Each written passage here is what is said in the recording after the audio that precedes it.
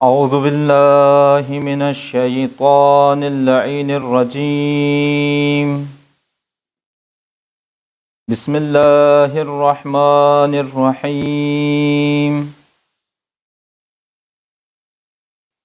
الحمد للہ الذی نور قلوبنا بولای الاولیاء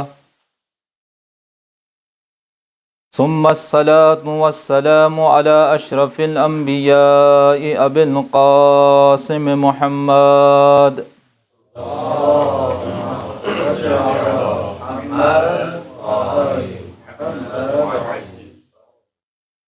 وعلى علي سيد الأوصياء وعلى الفاطمة سيدة نساء العالمين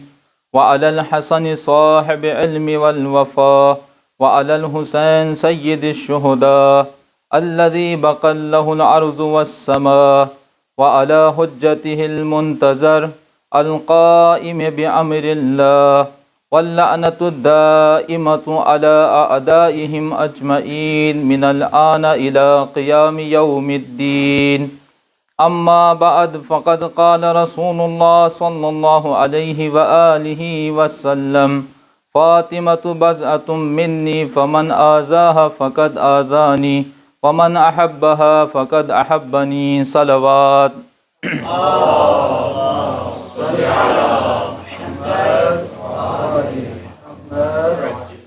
عزیزان گرامی، سامعین قدر، تمام حمد و ثنا ہیں اس خدائے بزرگ و برتر کے لیے جو اس کائنات کا خالق ہے، جو اول بھی ہے، ظاہر بھی ہے، آخر بھی ہے، باطن بھی ہے، اور قادر مطلق بھی ہے،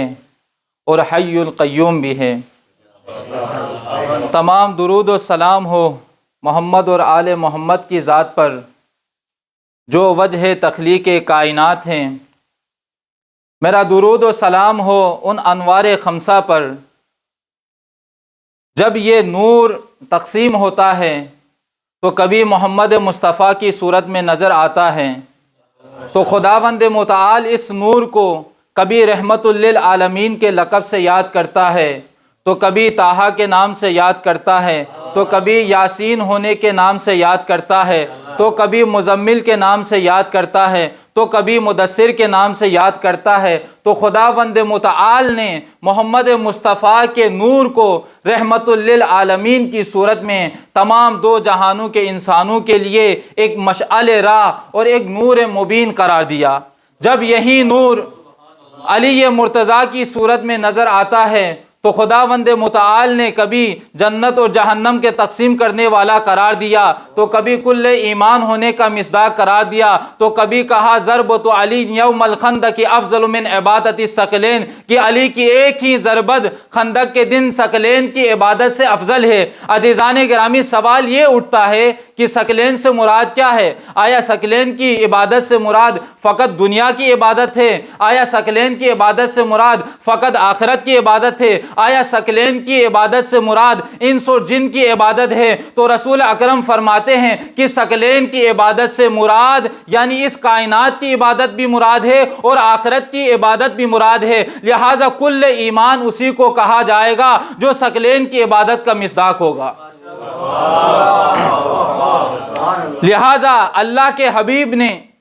کہا کہ کبھی یہ نور مبین ہے تو کبھی کل ایمان ہے، تو کبھی کل ایمان کا مصداق ہے. جب یہی نور جناب سیدہ فاطمۃ الزہرا سلام اللہ علیہا کی صورت میں نظر آیا تو رسول خدا کبھی ام ابیہا کا لقب دیتے ہیں، تو رسول خدا کبھی سیدۃ نساء العالمین ہونے کا لقب دیتے ہیں، تو کبھی رسول خدا جناب سیدہ سلام اللہ علیہا کی ذات کو نبوت اور امامت کے درمیان کا ایک محور قرار دیتے ہیں کہ ایسا محور جو نبوت اور امامت دونوں کو ملاتا ہے.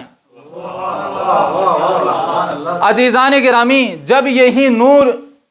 حسنین علیہ الصلاۃ والسلام کی صورت میں نظر آتا ہے تو خداوند متعال حسنین سے اتنا محبت کرتا ہے کہ حسنین کی محبت کو رسول خدا کی محبت قرار دیتا ہے، اور رسول خدا کی محبت کو خود اپنی محبت قرار دیتا ہے، اور حسنین کو جو اذیت دے گا اس کی اذیت کو رسول خدا کی اذیت سے تشبیہ دیتا ہے۔ جب رسول خدا کو کوئی شخص اذیت دے گا تو اس نے خداوند متعال کو اذیت دیا ہے، لہٰذا جو حبیب سے محبت کرے گا، جو حسنین سے محبت کرے گا، وہ اس دنیا میں بھی کامیاب رہے گا تو وہ آخرت میں بھی کامیاب رہے گا۔ اگر کوئی حسنین سے نفرت کرے گا، اگر کوئی حسنین کو ایذا پہنچائے گا تو وہ نبی سے بھی دور ہوگا اور خداوند متعال سے بھی دور ہوگا۔ جب نبی سے بھی دور ہوگا اور خداوند متعال سے بھی دور ہوگا تو اس شخص کا ٹھکانہ جہنم ہوگا۔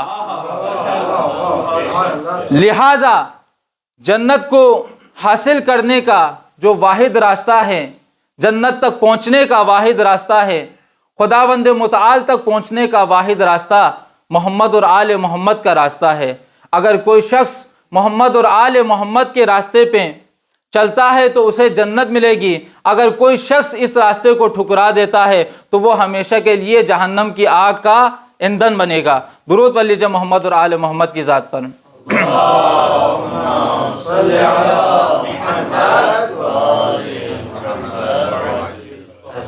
عزیزان گرامی، آپ کے سامنے رسول مقبول کی معروف حدیث کی تلاوت کا شرف حاصل ہوا، جس میں رسول اکرم ارشاد فرماتے ہیں کہ فاطمہ بضعۃ منی، فاطمہ میرا جگر ہے، فمن آذاہا فقد آذانی، جس نے فاطمہ کو اذیت پہنچائی اس نے مجھے اذیت پہنچائی، ومن احبہا فقد احبنی، اور جس نے جناب سیدہ سے محبت کی اس نے مجھ سے محبت کی۔ لہٰذا ہم سب کا اس بات پر متفق ہیں، متفقن علیہ بات ہے کہ نبی کریم اپنی جانب سے کوئی کلام نہیں کرتا مگر وہی کرتا ہے جو وحی الہی ہوتی ہے، اس لیے کہ خداوند متعال نے قرآن مجید میں ارشاد فرمایا ان ہوا الا وحی یوحا، کہ میرا محمد کلام نہیں کرتا مگر وہی کرتا ہے جو کلام خدا ہوا کرتا ہے۔ لہٰذا عزیزان گرامی، ہم دیکھتے ہیں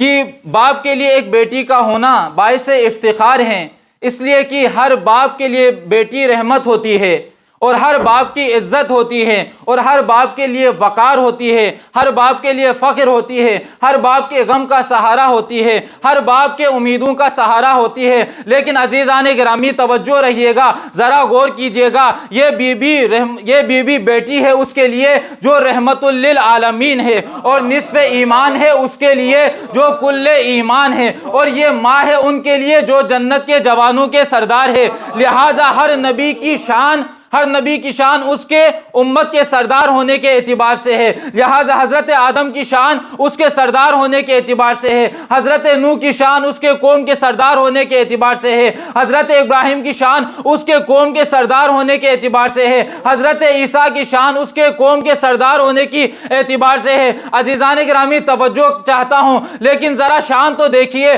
کہ ہمارا نبی وہ ہے کہ تمام انبیاء کا سردار ہے اور تمام انبیاء کی شان ہے، بلکہ میں اپنا جملہ بدل کے یوں کہوں گا کہ تمام انبیاء جس کے احترام میں کھڑے ہو جائے اسے محمد مصطفیٰ کہا جاتا ہے، اور خود محمد مصطفیٰ جس کے احترام میں کھڑے ہو جائے اسے فاطمہ الزہرا سلام اللہ علیہا کہا جاتا ہے۔